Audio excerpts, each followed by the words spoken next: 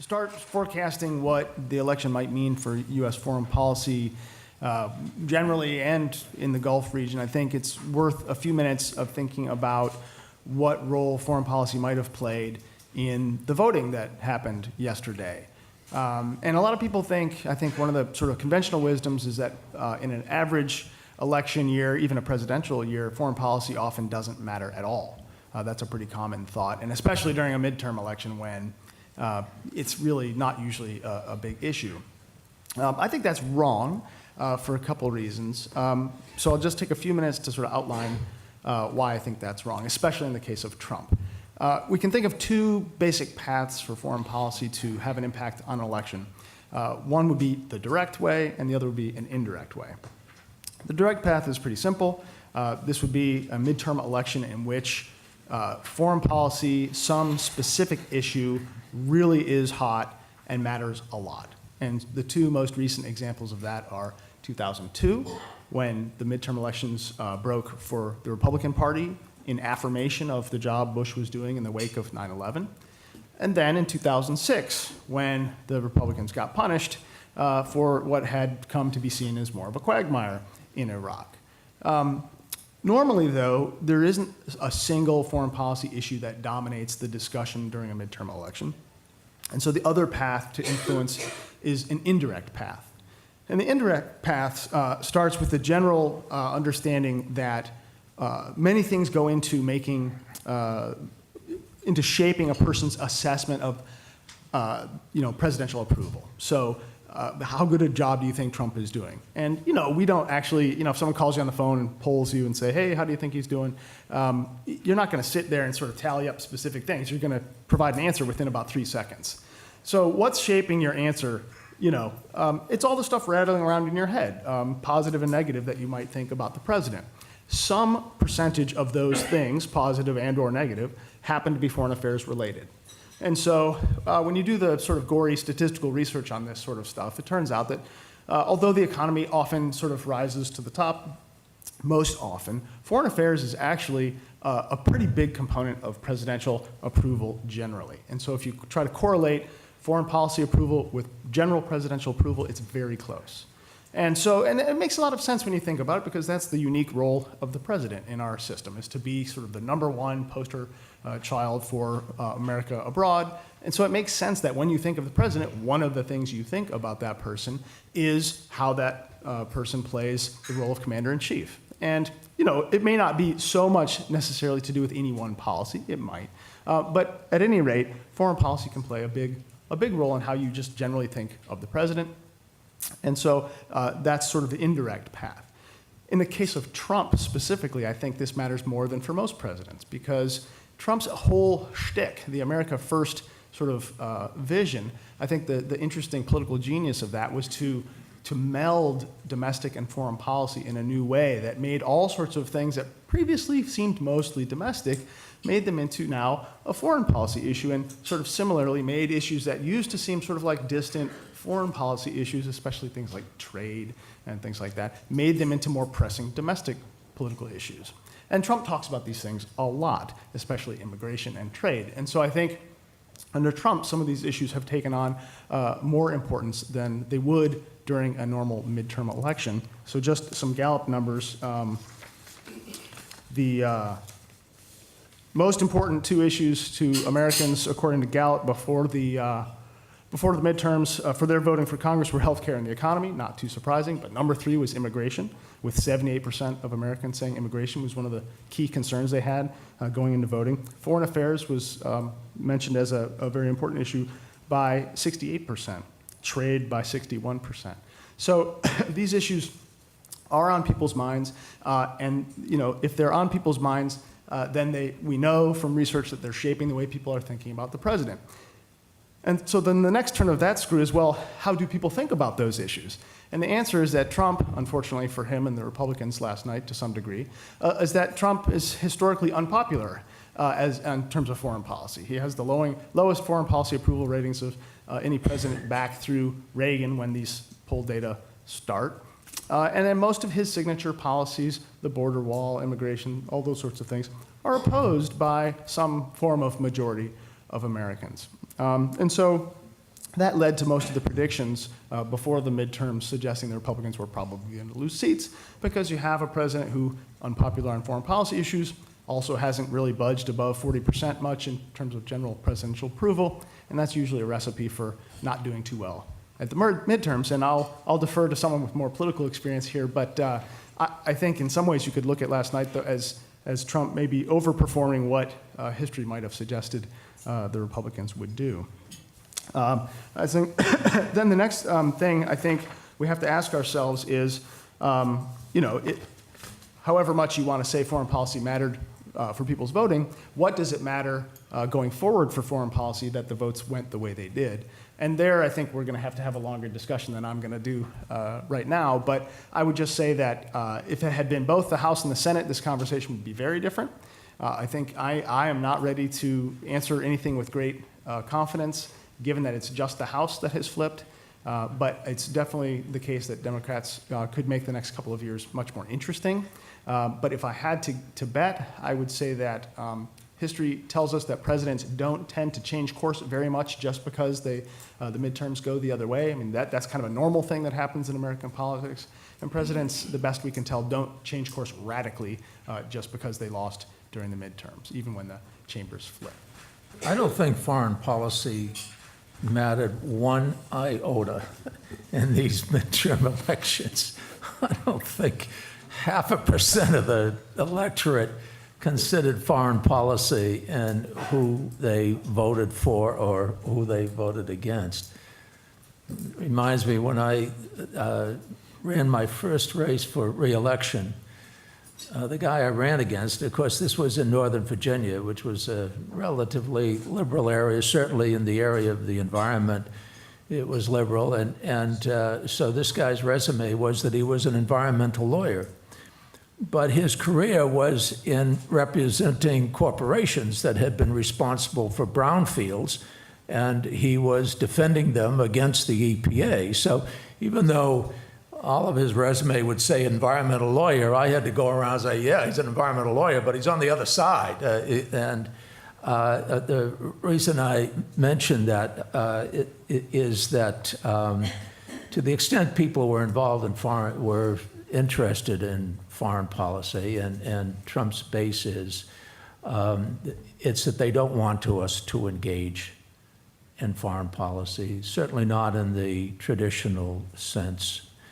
I don't think that there was any referendum with regard to foreign policy in these midterms. But there certainly was an important impact on foreign policy. The Senate, not so much in a major way. I think losing Bob Corker and having Bob Risch take over the chairmanship of Senate Foreign Relations is a major loss. Bob Corker was very much engaged, thoughtful, willing to stand up for and have the courage, express the courage of his convictions. Mr. Risch has not been engaged in foreign policy. He comes from Idaho. We don't know where he stands because I'm not sure he does either at this point in time. I don't mean this to be too pejorative. He just hasn't been engaged in foreign policy issues. But on the House side, a big shift. The fact that the House Foreign Affairs Committee is no longer run by Ed Royce, who retired anyway,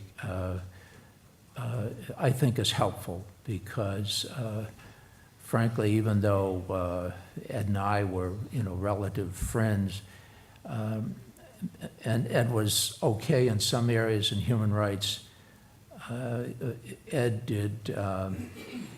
I didn't find that Ed was willing to stand up to some of the interest groups that have too much input into American foreign policy.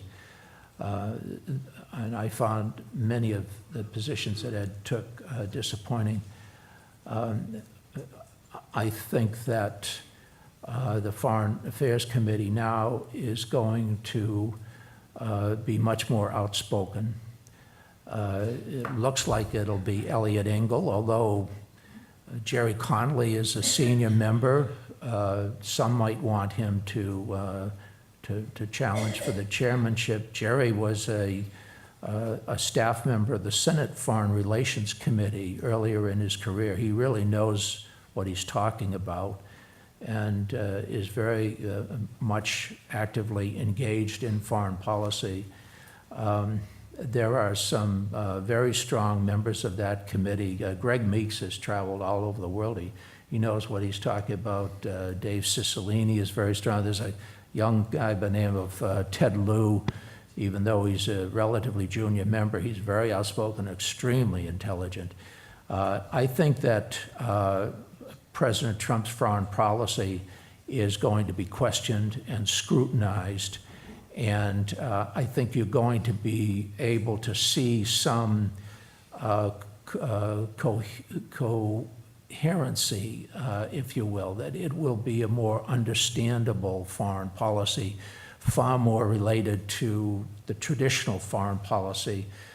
If I had to, say, Bill Clinton and George H.W. Bush, which, interestingly enough, probably best articulated what I think the most thoughtful Democratic foreign policy minds today would agree with. Bush 41's policy. So, and I think you'll see that expressed. In terms of a committee that might have the most impact, which would be the State Foreign Operations Appropriations Subcommittee, Nita Lowey will probably continue to chair that, but I think you're going to have a lot of input from members of that subcommittee. I suspect you're going to see some riders on that. You're going to see more support for the State Department, more support for diplomacy, and frankly, the Armed Services Committee, headed by Adam Smith, is going to be more supportive of having a partnership with the State Department rather than wanting the Pentagon to go it alone. Excuse me. So, yeah, there's going to be a departure from the direction in which we've been going.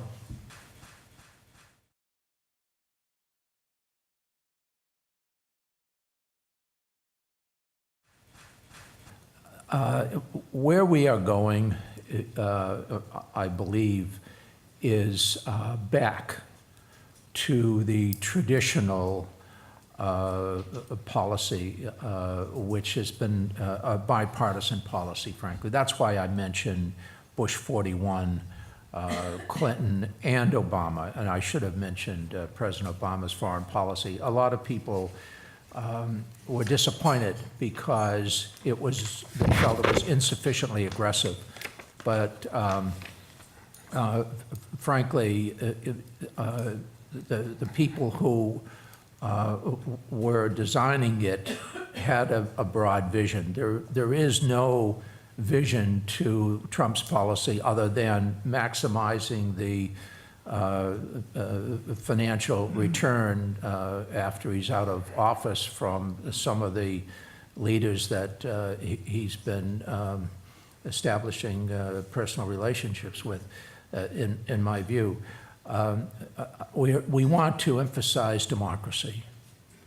We believe that countries where people are able to determine their own governance are likely to be much more stable, have a stronger economy, and are going to have an interest in maintaining peace with their neighbors. We want to emphasize human rights because we believe it is a moral imperative, and it's something that is at the heart of what we have stood for. I think we want to emphasize the kind of foreign policy that Angela Merkel has advocated, where we do not want countries who are tribally oriented, who are nativists, because we've seen what that can lead to in the 1930s and 40s in Europe. We're trying to learn from our history. So, unfortunately, really, Angela Merkel is the strongest leader, in my view, the strongest world leader we have today, and she's going to step off the world stage, and she probably has no choice, but I regret that. We want to emphasize international trade because countries that trade with each other are very unlikely to go to war with each other. And we basically want to serve as a model for other countries. So, that really goes back to Dwight Eisenhower, who felt that our first priority needs to shape up ourselves to be the kind of country we are expecting other countries to emulate. And it's not inconsistent, frankly, with Ronald Reagan. So that's why I'm dropping a lot of Democratic and Republican leaders, because that has been our tradition. What has happened over the last 2 years is an extraordinary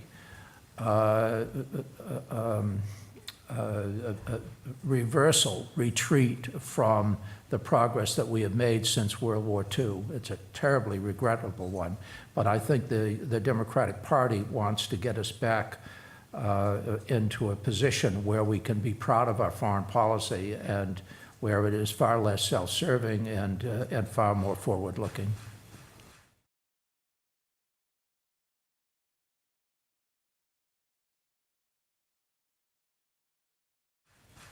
Bear in mind, it was the Democrats who passed JCPOA, the Iranian nuclear deal, and who still are convinced that the Iranians did comply, which actually is true, and that it should not have been broken. And so the Democrats agree with the European position on this. It's not that they support Iran, but they support a stable Iran, and they support the notion that over time, the moderates in Iran, which for the most part are growing because it's such a young population, and it's a fairly well-educated population. Ahmadinejad is not going to be the leader ever again because the rural and urban poor are decreasing proportion of the population. The whole issue is not the Iranian people, it's the mullahs and the military, and so somehow you've got to isolate them. And I think a lot of the Democratic foreign policy folk understand that. I hope they do. I think the European leaders do. And I think that the price of oil and some of the realpolitik that goes with international energy policy may also play a role. So I think that the midterms are going to have an effect upon our relationship with Iran. It's I don't think that the Congress is as antagonistic and aggressively so as Mike Pompeo is and the Trump administration is. Also, just from a wonkier perspective, I don't think this round of coercion is likely to be as successful as the initial round of coercion. To be successful, coercing another country through sanctions and doing something requires a few things. One is a credible threat to be able to maintain the sanctions and the pain. And then the second is a concrete requirement to be met in order to relieve the sanctions. And the last one is a sort of a sense of urgency. And those three conditions were fulfilled, I think, in the lead up to getting the agreement in the first place, and it was still difficult. But now if you look at those three requirements under the Trump administration, they ripped the deal up. They reimposed sanctions, but now with far less global support, without as much support in their own Congress. So Iran's got to doubt that the sanctions are going to be as tough as they were before. Second, what has the United States asked for? Well, the best list of demands we have is Pompeo's speech that outlines 10 things, everything from change the flag to change your national religion to change the regime to whatever else. There's no way they could comply. I mean, this is like a terrorist group saying, you know, open up the door and then I'll burn your house down. They can't say yes. They couldn't possibly say yes. They wouldn't even know what to agree to tomorrow if they said, you know, we're tired of the pain. So I think we're going to cause Iran a lot of pain. I just don't think there's any reasonable way they can acquiesce because we haven't made a demand that they could reasonably acquiesce to.